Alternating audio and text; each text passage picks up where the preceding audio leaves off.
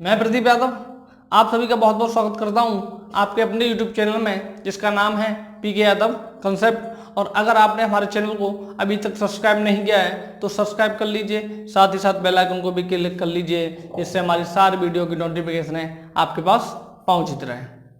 तो देखिए आज की जो क्लास है, आज की क्लास में हम लोग मैथ स्टार्ट करने वाले हैं और बिल्कुल बेसिक लेवल से यानी जीरो लेवल से पढ़ाया जाएगा आपको एकदम बढ़िया तरीके से। और देखिए आपकी जेल वार्डन और गुड्सवार वाली वैकेंसियों की बोर्ड ने नोटिफिकेशन दे दी है कि सितंबर के अंतिम सप्ताह में आपका पेपर संभावित होगा। और एसएससी ने भी आपके नोटिफिकेशन दे दिया है कि आपका पेपर अगस्त में संभावित होगा। जो भी एसएससी के पेपर रुके हुए हैं, जैसे एसएससी सीएचएल वाले, जेई वाले, ये कुछ पेपर रुके हुए हैं, तो इनके लिए देखते हुए हम लोग आज आपकी क्लास स्टार्ट करेंगे मैथ की, और जिसमें मैं आपको मैथ पढ़ाऊँगा। ठीक है, तो देखिए चलिए आज हम लोग जो स्टार्ट चैप्टर करने वाले हैं वो करने वाले हैं आपका संख्या पद्धति। क्या? संख्या पद्धति। संख्या पद्धति पढ़ेंगे, इसी को कहते हैं हम लोग क्या? नंबर। इसको क्या कहा जाता है? इसी को कहा जाता है नंबर सिस्टम। ठीक है, यानी हम लोग नंबर सिस्टम पढ़ेंगे। तो नंबर सिस्टम में हम लोग बिल्कुल जीरो लेवल से स्टार्ट करेंगे, और जीरो लेवल से हम लोग स्टार्ट करते हैं तो नंबर लेते हैं पहले संख्याओं का। यानी नंबर सिस्टम में हम लोग क्या पढ़ने वाले हैं? संख्याएं पढ़ेंगे। क्या पढ़ेंगे? संख्याएं। ठीक है, इसी के बाद आप लोग आगे बढ़ेंगे, इसी क्रम में बढ़ते जाएंगे धीरे धीरे, ऐसे ग्राफ वाइज हम लोग ऐसे बढ़ेंगे, पहले तो बिल्कुल जीरो लेवल से हटा करके। तो चलिए संख्याओं के बारे में पढ़ते हैं हम लोग। और संख्याओं की बात करें, किसकी? संख्याओं की संख्या यानी नंबर्स। तो देखिए संख्याओं के मैं आपको प्रकारों के बारे में बताऊंगा, कौन कौन सी संख्याएं होती हैं और संख्याओं से क्या क्या क्वेश्चन आपके पेपर में पूछे जाते हैं, वो सभी संख्याओं के बारे में आपको जानकारी दी जाएगी। देखिए संख्याएं बात करें, आपकी जो संख्याएं होती हैं वो सारी संख्याएं आपकी जीरो से लेकर 1, 2, 3, 4, 5, 6, 7, 8 और 9, इन संख्याओं से लेकर बनी होती है। जो भी आप नंबर लिखेंगे यानी कोई भी संख्या लिखेंगे, करोड़ों में, लाखों में, वो सारी संख्या इसी संख्याओं से मिलकर बनेगी। बनेगी या नहीं बनेगी? अच्छा बनेगी, वो ठीक है। और ये यहाँ पे इसमें जो जीरो रहता है आपका यानी शून्य है, इसकी खोज हुई है भारत में। इसकी खोज कहाँ हुई है? भारत में हुई है। ठीक है, अब अच्छा इसकी खोज जब भारत में हुई है तो इससे पहले ये संख्याएं होंगी, इससे पहले ये संख्याएं होंगी जो हमें मिली होंगी। इन्हीं संख्याओं को क्या कहा जाता है? प्राकृत यानी प्राकृतिक या प्राकृत संख्याएं कहा जाता है। क्या कहा जाता है? प्राकृत या प्राकृतिक संख्याएं। ठीक है, अच्छा प्राकृत या प्राकृतिक का मतलब होता है कि जो संख्याएं हमें प्रकृति द्वारा दी गई हों। यानी संख्याओं की बात कर रहे हैं तो संख्याएं, अगर कुछ और चीजें हैं जैसे नदी, पेड़, पहाड़, ये सभी चीजें हमें कहाँ से दी गई हैं? प्रकृति ने दी है, यानी प्राकृत हैं। तो ये सारी संख्या ऐसे ही ये संख्याएं हमारी कैसी मानी जाती हैं? प्राकृत मानी जाती है। और लेकिन ये होती कहाँ है आपकी? ये हो जाती है आपकी अनंत तक। कहाँ तक जाती है? अनंत तक। अब देखिए मैं आपको एक और ये सभी साफ करता हूँ, उसके बाद समझाता हूँ। संख्याएं देखिए, प्राकृत या प्राकृतिक, इन्हीं को कहा जाता है धन पूर्णांक। धन पूर्णांक, ठीक है, इन्हीं को कहा जाता है धन पूर्णांक। अच्छा होती क्या है? देखिए बात करें इसकी डेफिनेशन की, तो वे संख्याएं जो एक से प्रारंभ होती हों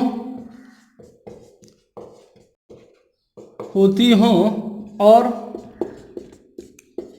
कहां तक जाएंगी, एक से प्रारंभ होती हों और कहां तक जाएंगी, अनंत तक। यानी 1 2 3 4 5 ये कहां तक, अनंत तक। इन्हीं संख्याओं को क्या कहा जाएगा, आपका प्राकृत, प्राकृतिक और धन पूर्णांक भी कहा जाएगा।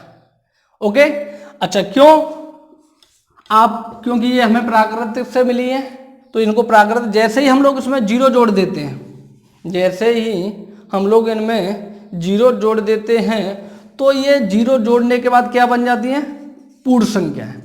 क्या बन जाती हैं, पूर्ण संख्याएं। ठीक है, अब देखिए, अब हम लोग बात करें पूर्ण संख्याओं की। किसकी बात करें, पूर्ण संख्याओं की बात करें,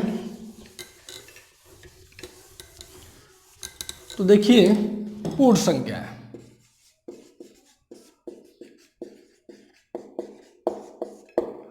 पूर्ण संख्याएं वे संख्याएं जो जीरो से प्रारंभ होती हों, वे संख्याएं जो जीरो से प्रारंभ होती हों और अनंत तक जाती हैं, जीरो से प्रारंभ होती हैं और अनंत तक जाती हैं, क्या कहलाती हैं, पूर्ण संख्याएं कहलाती हैं। जैसे 0 1 2 3 4 5 6 और ये कहाँ तक जाएंगी, अनंत तक जाएंगे, ये क्या कहलाएंगी, पूर्ण संख्याएं कहलाएंगी। अगर मैं इनसे 0 हटा दूंगा तो ये क्या बन जाएंगी, प्राकृत बन जाएंगे, और अगर मैं इसको 0 लगा दूंगा तो ये क्या बन जाएंगी, पूर्ण संख्याएं बन जाएंगी। ओके, समझ में आ गया होगा आप लोगों को। आगे बढ़े, तो आगे बढ़ते हैं हम लोग और बात करते हैं सम संख्याओं की। कौन सी संख्याएं, सम संख्याएं। ठीक है, सम संख्याएं। तो सम संख्याओं की बात करें तो डेफिनेशन की बात करें इसमें, तो वो होता है इसकी, वे संख्याएं जो 2 से पूर्णतः विभाजित होती हों सम संख्याएं कहलाती हैं। वे संख्याएं जो 2 से पूर्णतः विभाजित होती हैं सम संख्याएं कहलाती हैं। जैसे देखिए 2 4 6 8 10 12 14 16 18 20 डॉट डॉट करके कहाँ, ये भी कहाँ तक जाती है, ये भी चलेंगी आपकी अनंत तक। लेकिन संख्याएं वही आएंगी जो केवल 2 से पूर्णतः विभाजित होंगी। ओके, आगे बढ़े, तो आगे बढ़ते हैं हम लोग और आगे देखते हैं अगली वाली संख्याएं जो क्या होती हैं, वो होती हैं आपकी विषम संख्याएं। क्या होती हैं, विषम संख्याएं। ठीक है, देखिए विषम संख्याओं की बात करें तो वे संख्याएं जो 2 से विभाजित न होती हों, वे संख्याएं जो 2 से पूर्णतः विभाजित न होती हों विषम संख्याएं कहलाती हैं। तो देखिए जैसे मैं बात करें इसकी,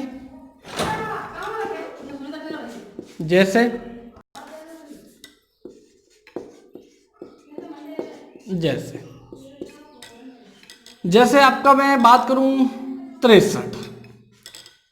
ठीक है, क्या बात करूं, 63। अब ये 63 देखिए, क्या आपके 2 से पूर्णतः विभाजित होगा, नहीं होगा। क्यों, क्योंकि इसका इकाई अंक क्या है, विषम संख्या है।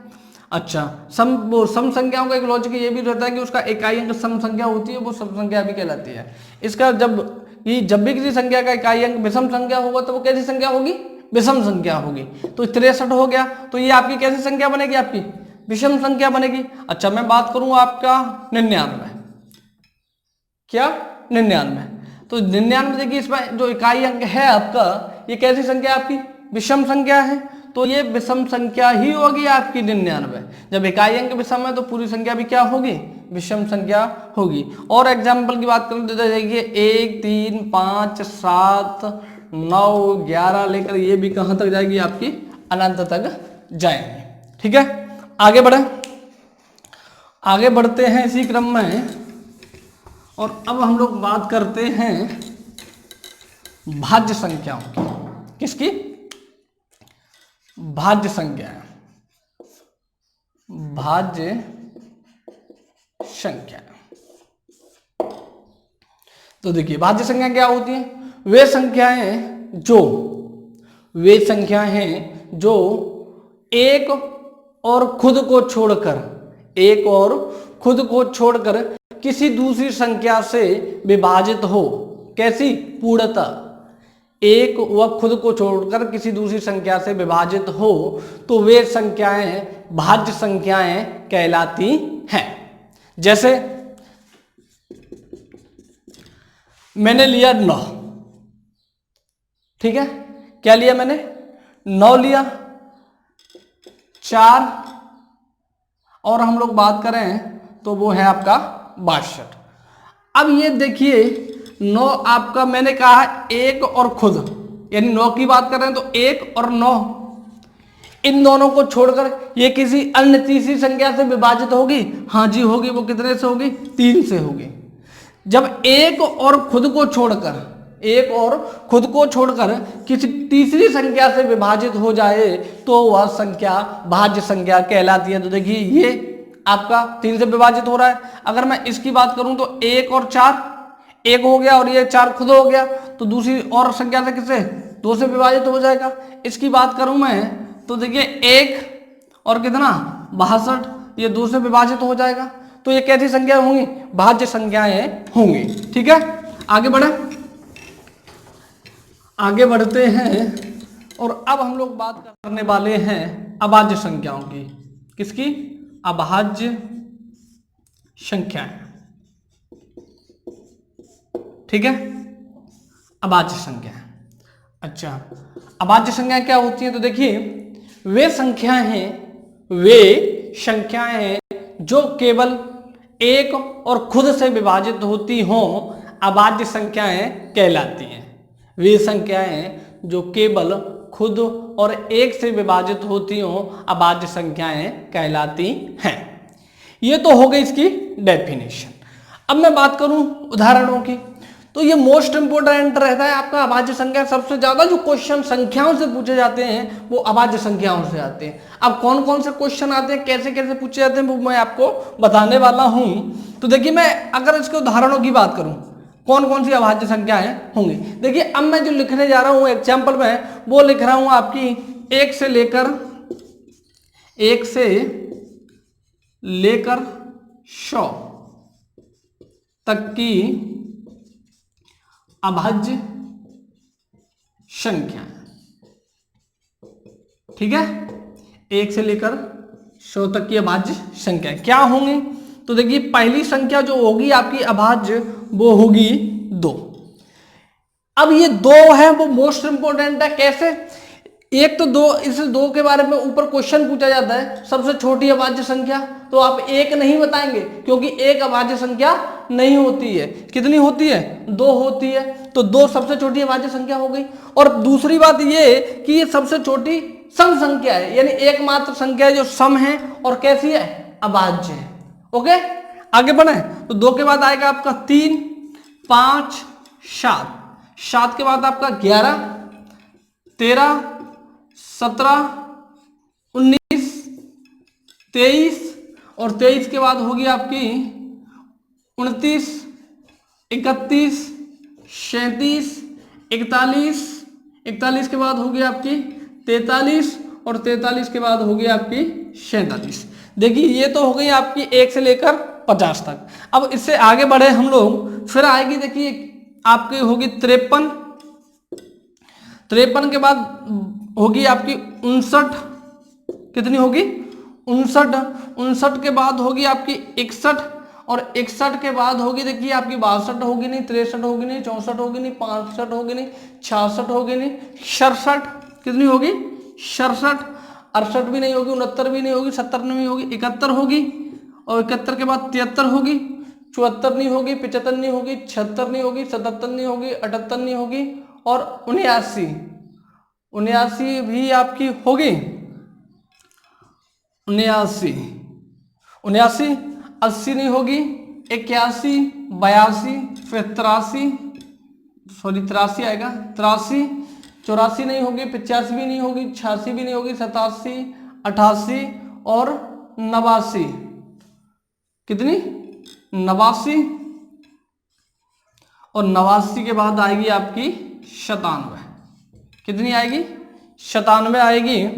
अब देख लीजिए कितनी हो गई है, 1 2 3 4 5 6 7 8 9 10 11 12 13 14 15, यानी 1 से लेकर 50 तक कितनी संख्याएं हो गई? तो ये संख्याएं होंगी आपकी 15, यानी 1 से 50 तक, 1 से 50 तक हो गई आपकी 15। अब मैं 50 से बात करूं, यानी 51 से कहां तक? 51 से 100 तक। ठीक है, तो देखिए 1 2 3 4 5 6 7 8 9 और 10, कितनी हो गई? 10 हो गई। 51 से लेकर कहां तक? 100 तक। और टोटल कितनी संख्या होगी आपकी? 25 हो गई। यानी 1 से लेकर 100 तक जो आपकी अभाज्य संख्याएं होंगी वो कितनी होंगी? 25 होंगी। तो देखिए 1500 150 से लेकर और फिर 51 से लेकर 100 तक कितनी आई? 10 आ गई। तो ये टोटल संख्या आपकी कितनी होगी? अभाज्य संख्या होगी। अब आपसे क्वेश्चन क्या क्या पूछता है, देखिए सबसे छोटी अभाज्य संख्या वो क्या होगी आपकी? 2 होगी। वह संख्या जो समभी है और अभाज्य भी है उसमें क्या आएगा? तो वो भी आपकी क्या होगी? 2 होगी। केवल 2 ही आपकी एकमात्र ऐसी संख्या है जो समभी है और अभाज्य भी है। ठीक है, अब ये तो रहा जी आपकी संख्या है। अगर आप इसको ऐसे याद कर लें तो बहुत बेहतर है। अगर आप इसको ऐसे सीधे सीधे याद कर लें तो बहुत बेहतर है। अगर आप ऐसे याद नहीं कर सकते तो देखिए मैं आपको दूसरा तरीका बता रहा हूं याद करने का, कैसे किया जाएगा। मैं ये संख्या यहां से लेकर कहां तक की? 1 से लेकर 10 वाली लाइन की कितनी संख्या है? 4। और ये कितनी संख्या है? 4, यानी कहां से? 11 से 20 तक। और फिर इसकी बात करूं मैं तो ये 2, ये 2 और ये कितनी? 3। ठीक है, ये कितनी? 2 2 3 2 और 1। मैं इसको उठाऊं? इसको उठा दिए रहा हूं मैं आपको। देखिए तो ये संख्याओं के मैंने जोड़े बनाए, यानी 1 से लेकर 10 के बीच में कितनी अभाज्य संख्या है? 4 संख्या है। तो 4 मैंने ये आ गया। ऐसे ही यहाँ 11 से लेकर 20 तक कितनी? 4 2 2 3 2 2 3 2 1। अब ये 10 डिजिट हो गए। कितने डिजिट हो गए आपके? 10 डिजिट हो गए। 1 2 3 4 5 6 7 8 9 10। और इन 10 संख्याओं को, यानी इन 10 संख्याओं को, 10 डिजिटों को आप एक मोबाइल नंबर की तरह, जैसे आपका फोन का मोबाइल नंबर होता है ना, मोबाइल का नंबर सिम वाला, उसको याद कर सकते हैं। ये आप उसी तरह से इसको भी याद कर सकते हैं। कैसे? 44 22 32 23 21, 44 22 32 23 21, 44 22 32 23 21, ये याद हो गया। ठीक है ना, हो जाएगा। ये तो नॉर्मल सी बात है। जब आप मोबाइल नंबर याद कर सकते हैं तो इसको क्यों नहीं कर सकते? किसी किसी मोबाइल नंबर को तो 2 मिनट में ही कर लेते हैं। ठीक है ना, तो ये भी कर लेना उसी तरह। अच्छा, ये देखिए अब आपको इससे फायदा क्या रहेगा? आपको क्वेश्चन पूछ लिया उसने कि 70 से लेकर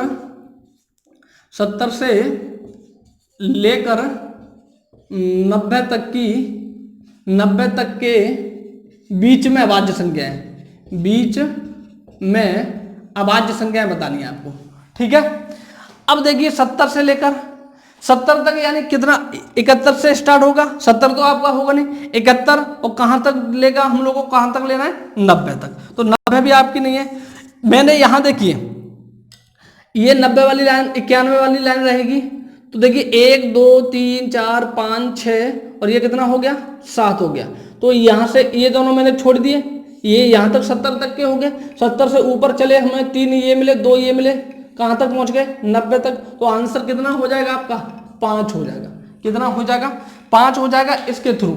अगर मैं बात करूं इसकी, तो देखिए यहां पर आपका 70, यहां से लेकर कहां तक चलेंगे हम लोग? यहां तक। कहां तक? यहां तक। कितनी संख्या आएंगी? 1 2 3 4 5। ये आपको संख्याएं, इनको पेपर में निकालने में टाइम लगेगा, लेकिन इतना टाइम आपके पास होता तो है नहीं। 5 या मुश्किल से 10 सेकंड का समय चाहिए क्वेश्चन को करने के लिए।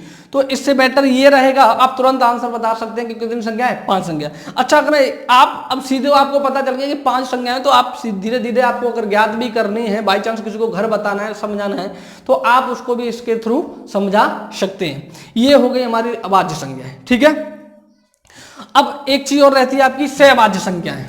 सहअभाज्य संख्याएं,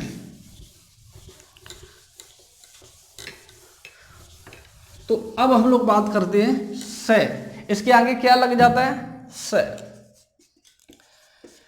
सहभाज्य संख्या वे दो संख्याएं होती हैं जिनका मासा कितना होता है? हमेशा एक मासा होता है। यानी वे दो संख्याएं जिनका मासा हमेशा कितना होगा? एक होगा। देखिए ये कोई वैसी संख्या नहीं है तो कि जोड़े में आती है। कैसे में आती है? किस में आती है? जोड़े में आती है। जैसे मैंने लिया 4 और 5, 4 और 5, ये कैसी संख्या है? ये सहभाज्य संख्या, यानी एक दूसरे की ये कैसी है? सहभाज्य है। ऐसे अगर ये तो हो गया आपका सहभाज्य संख्या।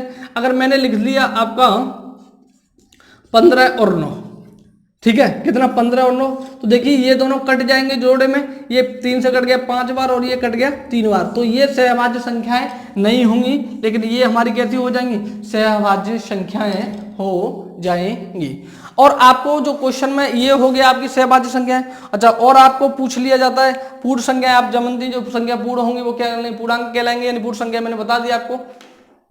तो मैं उम्मीद करता हूं कि आप सभी को यह वीडियो अच्छी लगी हो, तो लाइक कर दीजिए, कमेंट करिए और ज़्यादा से ज़्यादा से अपने दोस्तों में शेयर करिए। और अगर आपने हमारे चैनल को अभी तक सब्सक्राइब नहीं किया है तो सब्सक्राइब कर लीजिए, साथ ही साथ बेल आइकन को भी क्लिक कर लीजिए। इसके लिए अगली क्लास में फिर मिलेंगे, तब तक के लिए जय हिंद, जय भारत।